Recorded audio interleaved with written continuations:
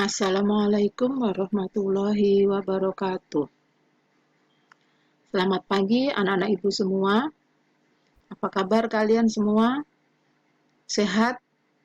Alhamdulillah juga kalian semua sehat. Anak-anak ibu sekalian, kita ketemu lagi dengan pembelajaran PPKN yang kita laksanakan dengan cara daring. Yang sekarang ini sedang dalam kondisi pembelajaran jarak jauh. Baiklah anak-anak ibu sekalian, jangan lupa sebelum mengikuti pelajaran ini, kalian silakan untuk absen terlebih dahulu. Anak-anak ibu sekalian, ibu akan mulai untuk pertemuan kali ini dengan materi peran Indonesia dalam perdamaian dunia.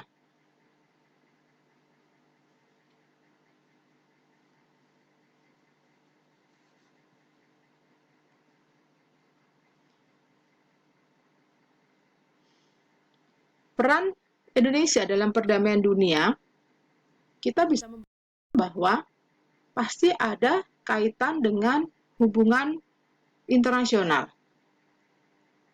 Oleh karena itu, sebelum kita membahas lebih lanjut, maka kita akan membahas mengenai makna hubungan internasional. Makna hubungan internasional pada dasarnya sederhana. Warga suatu negara yang punya hubungan dengan warga suatu negara yang lainnya, itu sudah dikatakan sebagai hubungan internasional. Pengertian yang kedua, yaitu antara negara yang memiliki hubungan dengan individu atau badan hukum negara lain. Jadi antara negara, lembaga, dengan individu. Nah, pengertian yang ketiga, hubungan internasional itu adalah hubungan antara negara dengan negara lain. Sehingga secara umum yang dikatakan hubungan internasional itu segala sesuatu yang memiliki hubungan dengan apa saja yang ada di negara lain. Kita lanjutkan. Seberapa penting sebenarnya hubungan internasional bagi bangsa Indonesia? Setiap negara, kita tidak akan bisa terlepas dari hubungan dan kerjasama dengan negara lain. Kalau kita melihat pentingnya hubungan internasional bagi bangsa Indonesia, itu ada dua faktor. Faktor internal, yaitu faktor yang dari dalam. Faktor internal ini maksudnya adalah kekhawatiran terancaman kelangsungan hidup suatu negara. Terancamnya di sini misalnya karena kudeta, atau karena intervensi dari negara lain, dan juga mungkin karena penguasaan oleh negara lain. Faktor yang kedua adalah faktor eksternal, yaitu negara tidak dapat berdiri sendiri tanpa bantuan dan kerjasama dengan negara lain. Minimal negara lainnya adalah negara yang paling dekat dengan kita, negara tetangga yang berbatasan dengan wilayah negara Indonesia. Berikutnya, karena kaitan dengan luar negeri, maka negara Indonesia memiliki politik luar negeri yang sering kita sebut sebagai politik bebas aktif. Jadi, Indonesia memiliki prinsip politik luar negeri bebas dan aktif. Kata-kata bebas dan aktif ini dapat diartikan bebas bahwa bangsa Indonesia itu bebas bergaul dengan negara manapun tanpa mengikatkan diri pada salah satu blok. Kita mengenal adanya di dunia ini ada blok barat dan blok timur. Blok barat itu yaitu dari Amerika Serikat yang ideologinya adalah liberal.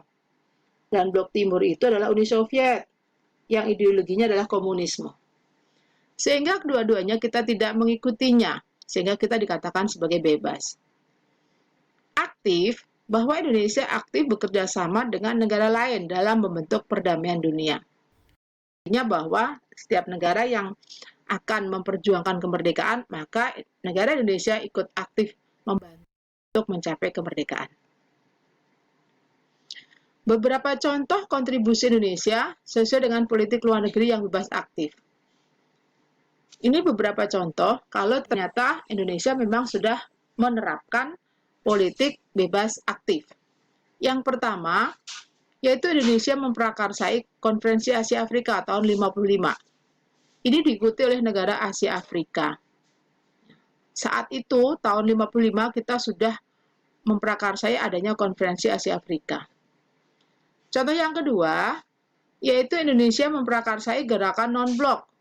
Yang tadi sudah disinggung, gerakan non-blok ini adalah kelompok negara-negara yang memilih tidak bergabung dengan blok barat maupun blok timur. Contoh yang ketiga, Indonesia pernah mengirimkan misi perdamaian PBB. Pernah ke Mesir, pernah mengirim ke Vietnam, pernah pada saat adanya perang Iran-Irak, pernah ke Somalia, dan juga pernah Bosnia. Di tahun 2005, pernah mengirim misi perdamaian ke Kongo. Selain itu, Indonesia aktif dalam berbagai organisasi regional nasional. Regionalnya seperti ASEAN, seperti APEC, OIC, Organization Islam Conference. Dan yang internasional, Indonesia menjadi Dewan Hak Asasi Manusia PBB. Itu dimulai sejak tahun 2011, bahkan sampai sekarang Indonesia masih menjadi Dewan Hak Asasi Manusia. Itu beberapa contoh bahwa kontribusi Indonesia yang kita memiliki politik luar negeri yang bebas aktif. Berikutnya kita akan bahas bagaimana pola hubungan internasional Indonesia. Sangat sederhana, pola hubungan internasional Indonesia itu yang pertama adalah kerjasama bilateral, yaitu kerjasama antar dua negara. Yang kedua, kerjasama regional. Kerjasama di sini adalah kerjasama di wilayah yang sama. Dan yang ketiga adalah kerjasama multilateral, yaitu kerjasama yang lebih dari dua negara. Jadi, kerjasama bilateral, regional, dan multilateral. Contoh kerjasama bilateral berarti yang terdiri dari dua negara. Di sini disebutkan seperti ketika Indonesia dengan Vietnam tahun 2015 yang ditandatangani kesepakatan peningkatan kerjasama dalam bidang politik, keamanan, ekonomi, perdagangan, maritim, pemantauan batas wilayah, dan kerjasama regional dan global. Yang kedua, kita negara Indonesia dengan India. Kita juga pernah mengadakan kerjasama bilateral. Indonesia dengan Jepang, yaitu menandatangani kemitraan strategis antara Indonesia dengan Jepang. Indonesia dengan Argentina itu juga memiliki MOU kerjasama pertanian.